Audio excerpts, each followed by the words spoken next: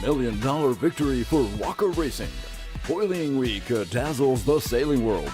Mark Turner on the new Dutch Challengers at the VOR. And now, in the newsroom, here is Andy Van Zyl, NC Sports. Plunge into the action.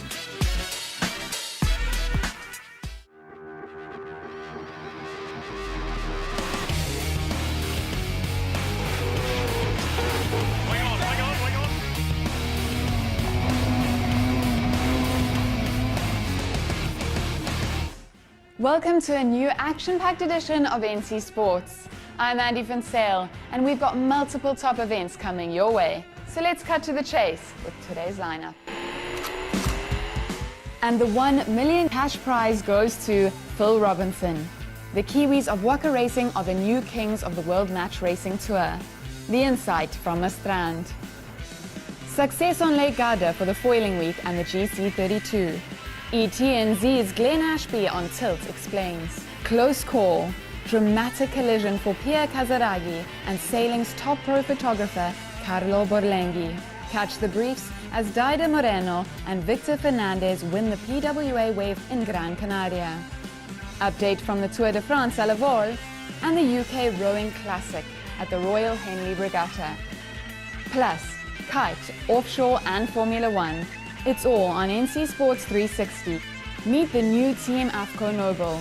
Ned 1, Holland's new entry at the Volvo Ocean Race. And finally, Mark Turner has the insight on the next VOR 2017-2018. With the season now full on, there's quite a whirlwind of events happening on the water. Few, however, or perhaps none, could claim to put up for grabs the biggest cash prize of them all. Well, this year, the World Match Racing Tour has done just that.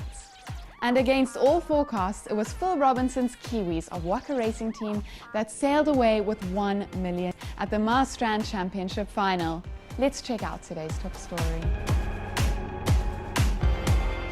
25 knots blowing on a choppy course in Marstrand, the best in the business on the M32s, and $1 million cash prize. The World Match Racing Tour delivered a sensational 2016 final last Sunday.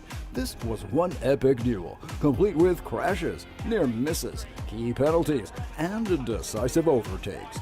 Against all odds, Phil Robertson and Walker Racing closed it with a 2-1 on season favorites US 1 with Taylor Canfield. Start, people were really skeptical about Cat's match racing and how close they would get, and saying there's going to be huge leads and huge losses, and that was some of the closest stuff I've had. I tried to sink a boat and achieve that. Yeah, so that obviously wasn't part of the plan, but hey, we were inches apart there around the course, and that was some big breeze out there, and we're pretty much out of control 70-80% of the time there, especially going downwind, and to be swiping across each other's sterns all the time was a little bit scary, but hey, you have to do it at the top. So you put two good teams in Cats and the match racing is going to be fantastic. €1 million. I mean, not bad for a weekend's work, right, Gero? Welcome, thank you for joining us. So the Kiwis just surprised us all. Hello, Andy. Absolutely, somebody's partying big time down in New Zealand. Taylor Canfield and the US 1 were the big upset in Marstrand at the World Match Racing Tour final this Sunday. Everybody had expected him to win, but the forecasts just didn't play out that way. We had other runners-up like Bjorn Hansen and the Swedes, who had been so far unbeaten in Marstrand. So they didn't make it either. Then next up we had Stansted, who had been a runner-up for the entire season. And then we also had, of course, a 6-time winner, Ian Williams. But I guess you gotta take your hats off to the Haka Racing Team, because they made their win when it counted the most. And what a win that was. And this was a completely new tour format with the M32 catamarans.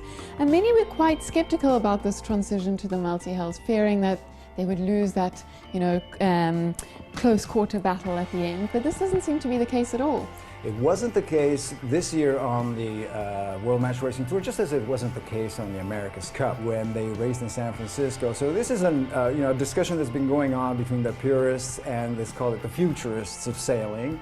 And fortunately, none of the action has gone amiss. Actually, it's been quite the opposite. We've been getting great television images from these flying and non-flying multi-hulls. Yeah, it's certainly making competition much more exciting, I think.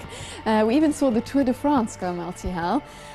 We'll update you with that shortly, but they're not foiling it, unlike the foiling week that we've just seen happen in Lake Garda last weekend. An excellent event, a fantastic event. The Foiling Week 2016.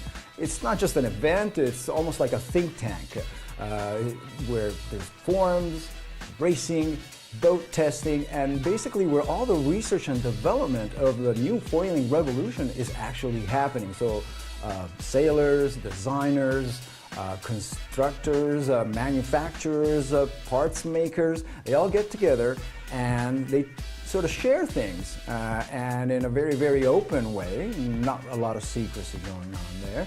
And they are basically, you know, creating the ladder to the evolution of foiling. Yeah, well, I feel like everyone's just waiting to see what they can foil with next.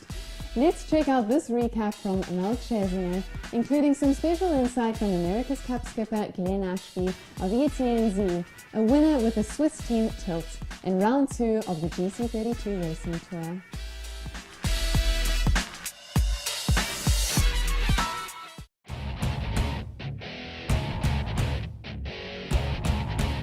The Foiling Week 2016 brought the biggest revolution in sailing back to Italy's Lake Garda last week. Now in its 3rd edition, the event has established itself as the prime venue for research and development in this new groundbreaking technology. From the precursors, the flying moths, to the boards, and now on all sorts of monohulls and multi-hulls, there seems to be no limit to this new frontier, and it all starts here at the Foiling Week. Lake Garda once again offered top wind conditions and the show was full on. Among the several competition formats, the G32 Racing Tour was back in full force for their 2nd stop of the season, including some of America's Cup greats like Franck Cama and his Norauto team, and ETNZ skipper Glenn Ashby on board with the Swiss on the winners of Team Tilt.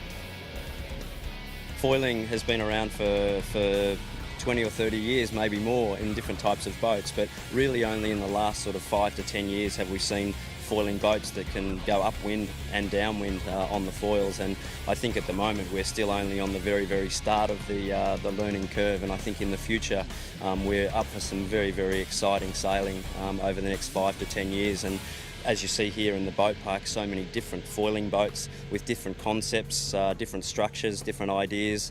It's fantastic to have a foiling community come together to really push the future of the sport, and I think it's absolutely wonderful that our sport is heading towards where it is. It's very, very exciting, and I think the performance is just going to get better and better.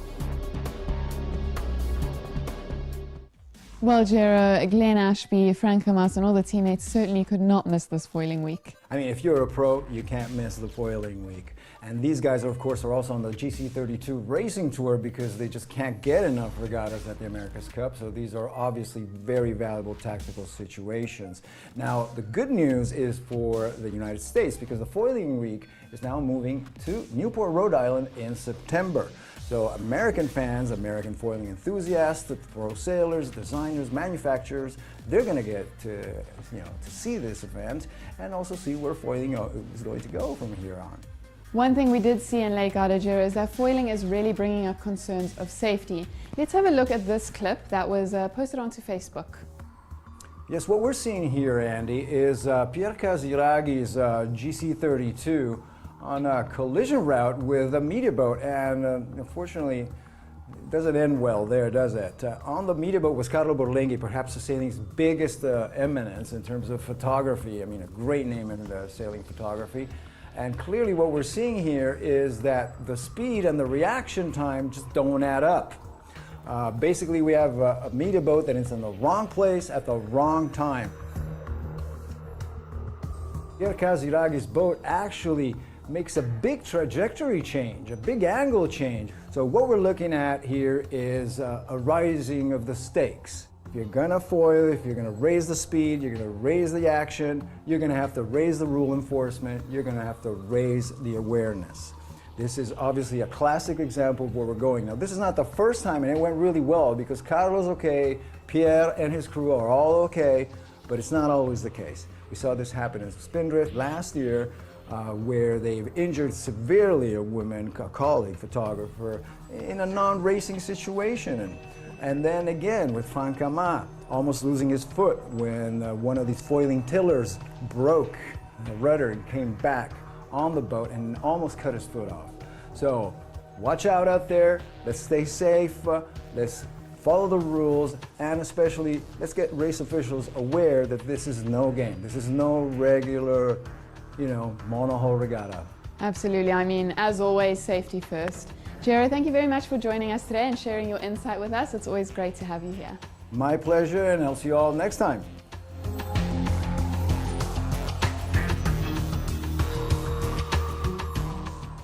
Spanish riders rule on their own waters at the PWA's Gran Canaria Wind and Wave. You heard it, action at the Tour de Vol on the DM24 and for the British Rowing Classic at the Royal Henley Regatta. Let's take a quick tour for the latest results on the NC Sports Briefs. Victor Fernandez and Daida Moreno are the new king and queen of the 2016 Gran Canaria Wind and Waves Festival in Pozo Izquierdo. No wind made the final day of the PWA season opener a no-go, making the single elimination round the one that counted.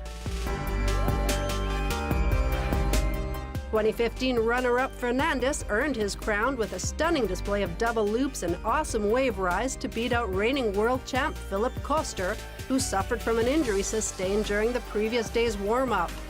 The number 3 spot on the podium went to Aussie Jaeger Stone. In the women's camp, local hero Daida Moreno bested Amanda Beenan, who took the number 2 slot, while Sirakita Ofringa knocked out reigning world champ Ibala Moreno, who still managed to grab a third-place finish overall.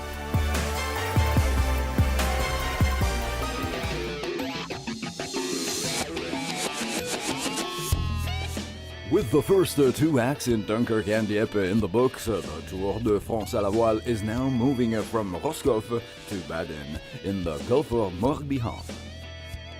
Mixing inshore racing with coastal raids on the new DM24 trimarans, the French Classic is offering major action for television and shoreside fans. Currently fighting for the overall lead in this Atlantic stage are Lorena Lemonade, Crédit Mutuelle Bretagne, Grandeur, Nature, Véranda, with Coved, France Jeune, and Natixis also in close pursuit. The fleet of 24 racing in this 2016 tour will be transferred by land for the Mediterranean stage next week. Now ongoing, kiteboarding, offshore sailing, powerboating. Let's do the 360 with NC Sports.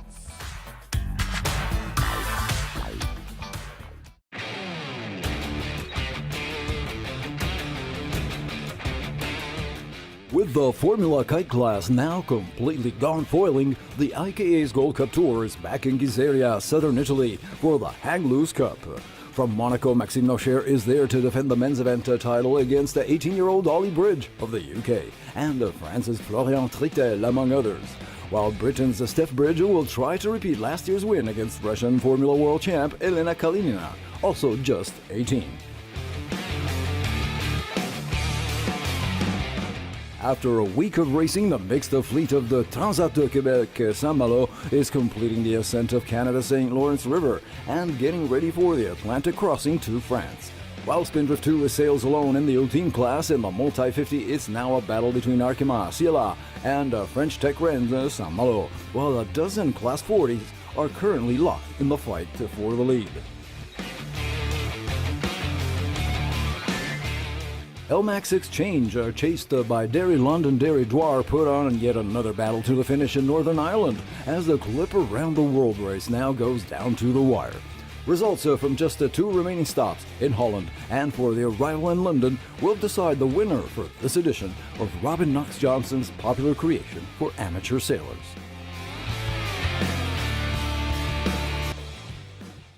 With the last Volvo Ocean race hailed as the biggest success for pro crews on the water, for fans back home, and for the marketing number crunchers, the 2017-18 edition is already in the making. CEO Mark Turner recently announced the new route, and just last week he went to The Hague. This will be the final stopover, and it's also where he officialized the very first entry in the next VOR. Sail number NED1. Let's meet Holland's new team, AFCO Noble.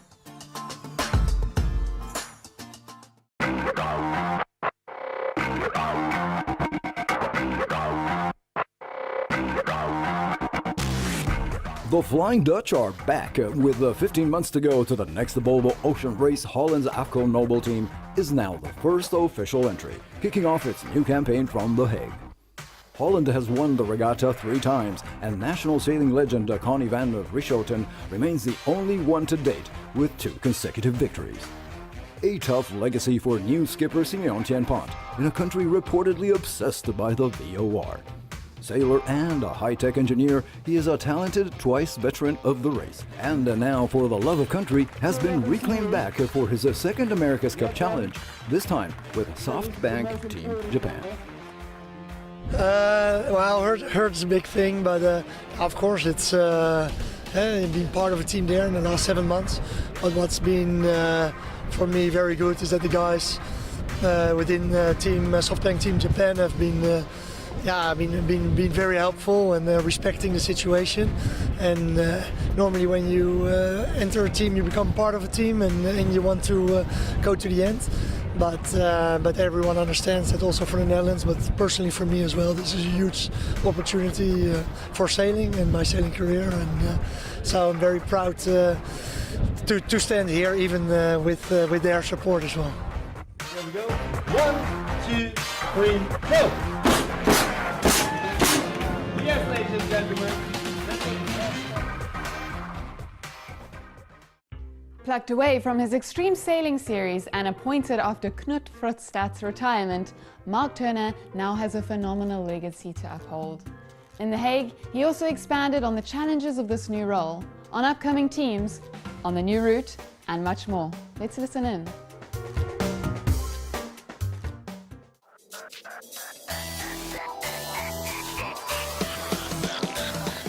One down, 7 to go. Are you actually going to have 8 boats on the start? Well, I think we'll be very happy with 7 boats on the start line, but yeah, my ambition is that we still get the 8th team in. That needs a new boat, so the time is running out for that. But we still have till probably the middle of September as a cut-off point to build an 8th new boat.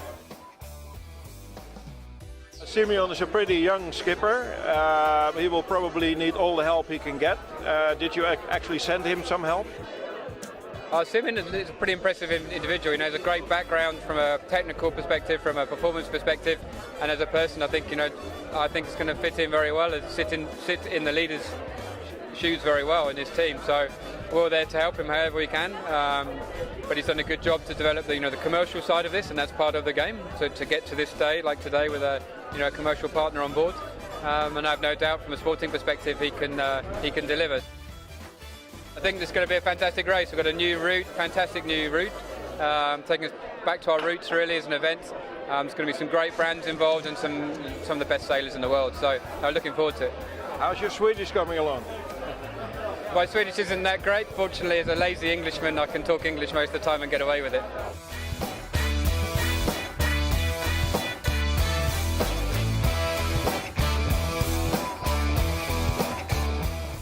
Well, there's one man with a massive task ahead, and we'll be following every step of the way to bring you extensive special coverage on the build-up towards the next Volvo Ocean Race. Next, on the NC Sports calendar, the America's Cup World Series gets ready for Portsmouth, a surf expo in Rome, and Canada hosts the last FINA swim marathon before the Rio Games.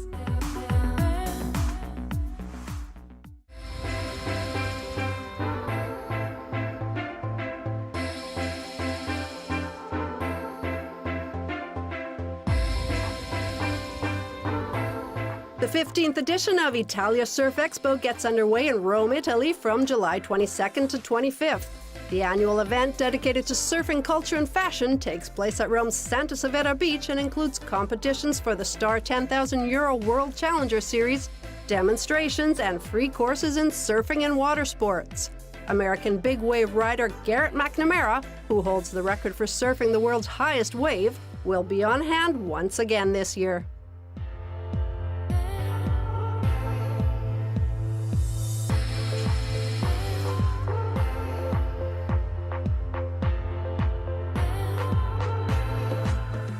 Three events on the FINA swimming calendar will take place in Lac Saint Jean, Canada this month, beginning with the Junior Open Water 1, 2, and 5K on July 23rd. The competition features participants as young as 11 years old. June 28th will see top swimmers face off in the 10K Marathon Swimming World Cup, and the Open Water Swimming Grand Prix will kick off on July 30th.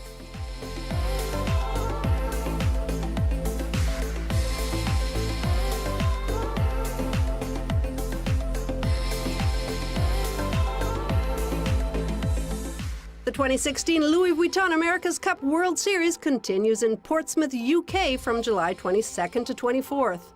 Emirates Team Australia leads the standings thus far with 295 points, followed by New Zealand's Land Rover Bar and Oracle Team USA tied in second with 285.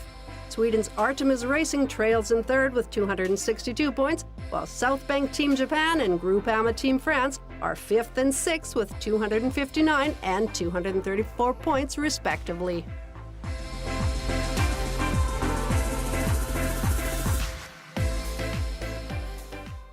Our time's up for today's edition, but we'll be back next week with all the latest water sports news from our great blue planet. Let's keep our seas clean and stay safe out there. In the meantime, here's some of this footage just in from the Monaco Solo Challenge, a truly green powerboating event. I'm Andy Finsale, and remember, plunge into the action with NC Sports.